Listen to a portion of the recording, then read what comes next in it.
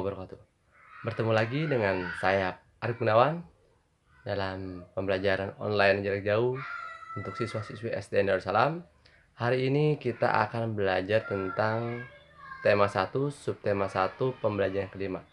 Ya, seperti biasa, perhatikan baik-baik video pembelajaran berikut agar kalian dapat menyerap materi dengan baik pula. Selamat menyaksikan video pembelajaran berikut. Halo anak-anak, sudah siapkah kalian untuk belajar hari ini? Ya, pada hari ini kita akan memulai pelajaran. Sebelum itu, ada beberapa hal yang akan Bapak sampaikan terkait dengan pembelajaran hari ini. Anak-anak, sebelum kita belajar, marilah kita berdoa sesuai dengan keyakinan kita masing-masing. Semoga dengan berdoa, ilmu yang kita dapatkan lebih dapat kita serap dan kita gunakan dalam kehidupan sehari-hari. Yang kedua, siapkanlah alat tulis dan HP untuk pelajaran daring hari ini. Dan yang ketiga, siapkan posisi yang nyaman bagi kalian untuk belajar daring pada hari ini. Semoga dengan demikian, kalian lebih dapat memahami materi hari ini dengan lebih baik lagi daripada sebelum-sebelumnya. Tujuan pembelajaran hari ini adalah siswa dapat membandingkan kehidupan sosial budaya dua negara ASEAN berdasarkan letak geografis dengan tepat. Yang kedua, siswa mampu membuat patung Nusantara menggunakan bahan pilihan yang ada dengan baik.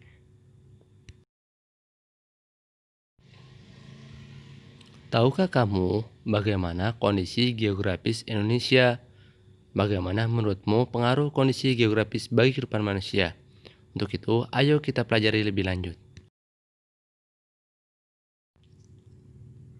Pada umumnya, negara-negara kawasan Asia Tenggara memiliki letak geografis yang saling berdekatan dan mempunyai daerah perairan, kecuali Laos yang tidak mempunyai daerah perairan. Setiap negara juga memiliki kondisi sosial budaya yang berbeda-beda antara satu dengan yang lainnya. Beberapa negara ASEAN diantaranya Myanmar, Thailand, Kamboja, Laos, Vietnam, Filipina, Malaysia, Singapura, Indonesia, dan Brunei Darussalam. Selanjutnya, mari kita pahami bacaan berikut ini. Kamu sudah belajar tentang negara ASEAN kan? Untuk menambah pengetahuanmu, mari baca informasi berikut ini. Sebagian besar kawasan Asia Tenggara beriklim tropis dengan curah hujan tinggi dan suhu udara panas. Hutan tropis kaya akan flora dan fauna. Hutan menghasilkan kayu dan rotan. Hanya Myanmar bagian utara yang beriklim subtropis. Hampir semua negara di kawasan Asia Tenggara memiliki laut. Laut banyak memberikan manfaat terkait sumber daya alam, yaitu ikan dan hasil laut lainnya, jalur transportasi air, objek wisata, dan bahan tambang seperti minyak dan gas bumi. Selanjutnya, mari kita pelajari lebih dalam tentang negara Indonesia dan juga Singapura, di mana kita akan pelajari tentang perbedaan dan persamaan daripada kedua negara tersebut. Indonesia adalah negara yang beriklim tropis dengan luas daerah sekitar 1.905.000 km persegi. Negara Indonesia berbentuk republik dengan bahasa resminya adalah bahasa Indonesia. Indonesia pernah dijajah oleh beberapa negara seperti Belanda, Inggris, Jepang, dan Portugis. Anggrek merupakan bunga khas yang tumbuh di Indonesia. Pemanfaatannya digunakan sebagai bunga hias. Keanekaragaman alam yang indah dan kekayaan budaya menjadikan Indonesia sebagai potensi destinasi wisata yang potensial. Itulah kondisi sosial budaya negara Indonesia berdasarkan letak geografisnya. Selanjutnya, negara Singapura.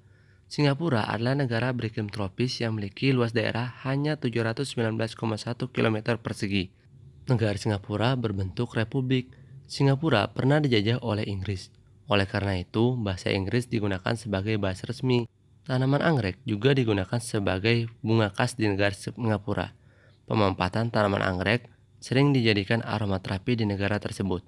Negara Singapura juga termasuk negara yang memiliki kemajuan teknologi yang luar biasa, sehingga modernisasi negara menjadi potensi wisata yang menguntungkan negara tersebut. Demikianlah kondisi sosial budaya berdasarkan letak geografis dua negara, yaitu Indonesia dan Singapura. Nah, kalian bisa mencari informasi tentang kondisi geografis dari negara-negara ASEAN lainnya. Selanjutnya, mari kita bandingkan kondisi sosial budaya Indonesia dengan Singapura. Kita lihat dari diagram pen berikut ini. Dari diagram pen berikut ini, terlihat jelas bahwa negara Indonesia dan Singapura memiliki persamaan dan perbedaan dalam kondisi sosial budaya berdasarkan letak geografisnya. Adapun persamaan kedua negara tersebut adalah kedua negara tersebut merupakan negara yang memiliki iklim tropis. Selain itu, anggrek sebagai bunga khas yang dimiliki oleh kedua negara tersebut. Kedua negara tersebut pun memiliki bentuk negara republik, dan kedua negara tersebut pernah sama-sama dijajah. Adapun perbedaan kedua negara, Indonesia dan Singapura adalah anggrek digunakan sebagai bunga hias di Indonesia, sedangkan di Singapura anggrek dijadikan aromaterapi. Luas negara Indonesia pun berbeda dengan luas negara Singapura. Bahasa resmi Indonesia pun berbeda dengan bahasa resmi di Singapura.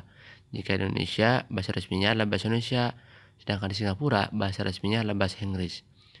Potensi wisata di Indonesia merupakan kekayaan budaya dan alam yang indah, sedangkan di Singapura, potensi wisatanya berdasarkan modernisasi negara tersebut. Selanjutnya, tahukah kamu bahwa di negara Indonesia dan Singapura mempunyai patung yang menjadi ciri khas dari negara tersebut? Di Indonesia ada patung Buddha di Candi Borobudur. Patung tersebut merupakan patung bagi umat agama Buddha. Patung tersebut sudah ratusan tahun dan menjadi kebanggaan bagi negara Indonesia. Di Singapura ada patung Merlion. Patung tersebut merupakan kebanggaan dari negara Singapura karena menjadi simbol bagi negara tersebut dalam pariwisata. Patung-patung tersebut tentu tidak dibuat dengan mudah. Pasti dibutuhkan alat dan bahan yang sangat matang untuk membuat patung tersebut. Nah, pada kesempatan kali ini mari kita pelajari tentang alat dan bahan pembuatan karya seni patung. Alat dan bahan pembuatan karya seni patung terdiri dari bahan-bahan untuk membuat patung dikelompokkan menjadi dua, yaitu bahan lunak dan bahan keras. Bahan lunak merupakan bahan yang lunak dan mudah dibentuk, seperti tanah liat, lilin, sabun, dan plastisin. Bahan keras merupakan bahan yang bersifat keras dan lebih sulit untuk dibentuk dan memerlukan teknik-teknik tertentu seperti batu, kayu, dan marmer. Selain bahan, alat-alat yang digunakan untuk membuat patung juga disesuaikan dengan jenis bahan yang digunakan. Alat-alat untuk membuat patung dari bahan lunak adalah butsir, meja putar, dan cetakan. Sedangkan alat-alat untuk membuat patung dari bahan keras antara lain palu, pahat, dan amplas. Bagaimana anak-anak? Tertarik untuk membuat patung? Silakan kalian coba sendiri di rumah membuat patung dengan bahan yang lebih sederhana yaitu bahan plastis. Demikian pelajaran hari ini, semoga apa yang telah disampaikan dapat kalian serap dengan baik. Ya, bagaimana? Apakah kalian sudah melihat video pelajaran hari ini? Semoga apa yang telah disampaikan dalam video pelajaran ini dapat kalian serap dengan baik. Nah, akhir kata, terima kasih perhatiannya. Jangan lupa tetap semangat belajar di rumah. Selalu jaga kesehatan, pakai masker jika keluar rumah. Saya akhiri, wassalamualaikum warahmatullahi wabarakatuh.